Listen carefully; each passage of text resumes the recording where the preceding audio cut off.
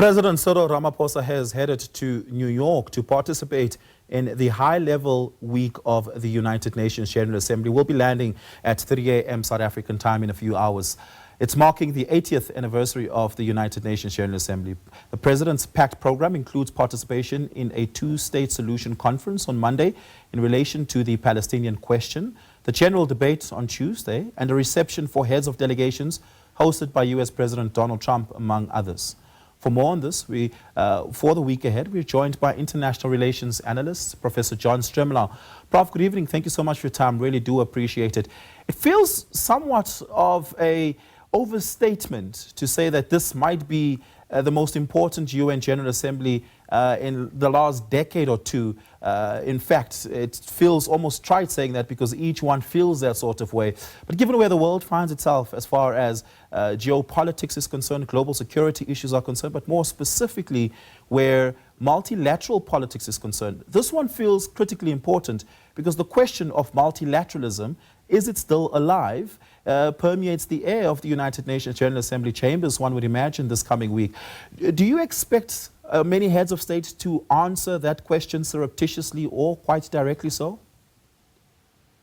I don't really expect it because this is the 80th anniversary of an organization which was set up to recognize the sovereign states as equal members of the United Nations, with the exceptions of the major victors in World War II, the European powers, but really Russia and the United States.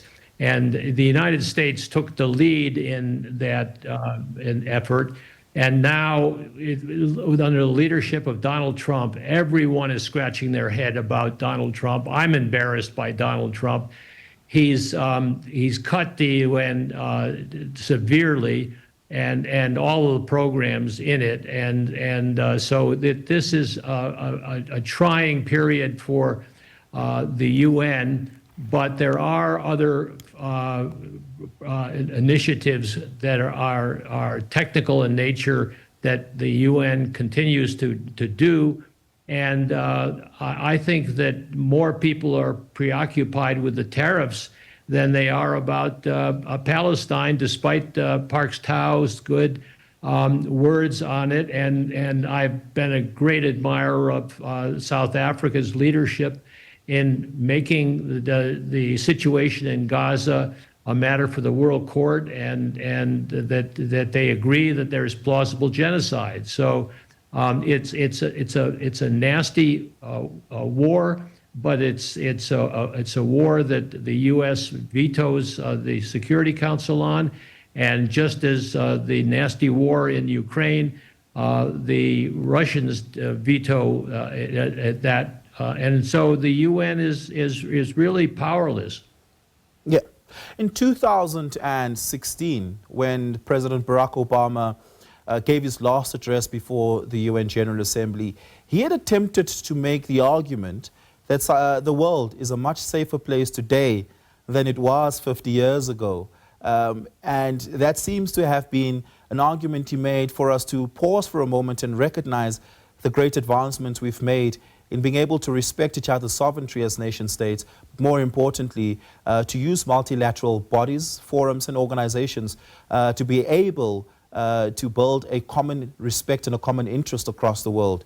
But it's 80 years since the United Nations General Assembly has been established. Is the world in the same place it was post the World War today than comparatively then, as far as global safety and mutual respect is concerned? It's in a different place because time moves on, and the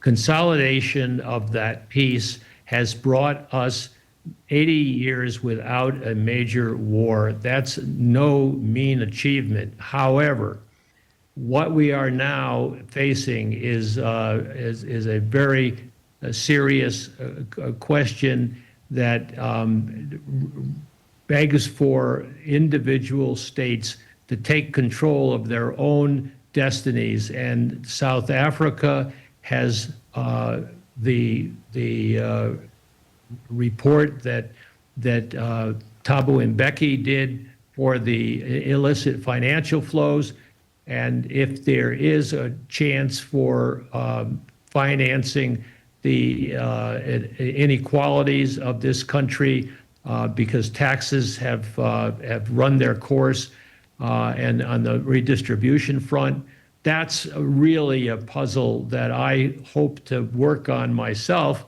and that is concrete. The UN is unfortunately adrift, though I think I'd applaud the efforts by the symbolic efforts of recognizing Gaza and Palestine, but Bibi Netanyahu seems hell-bent on ethnic cleansing, and the U.S. is backing him so far.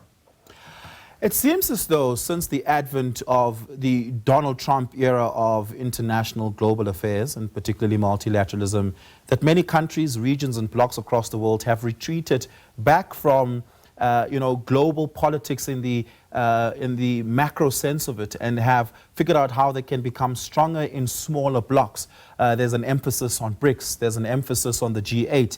Although G8 nation states are questioning their allegiance and alliance to the United States of America, there's an emphasis on small regional blocks being able to coalesce. And we've seen in the Middle East, for instance, Qatar, as well as Saudi Arabia, reaching out to the neighboring states following, of course, Bibi Netanyahu's attack on Hamas leaders in Qatar in recent days.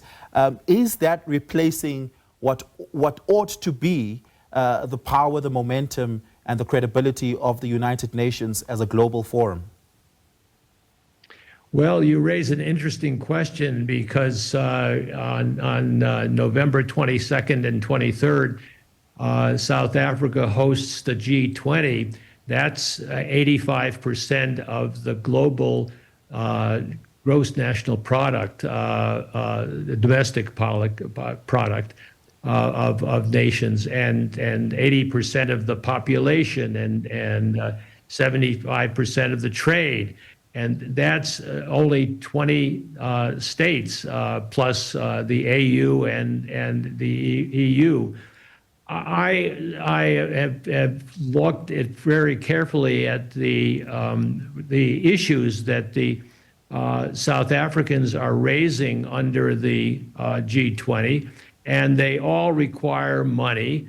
And so that takes me back to Thabo Mbeki's very hard-hitting and practical second report on illicit financial flows, which is North and South.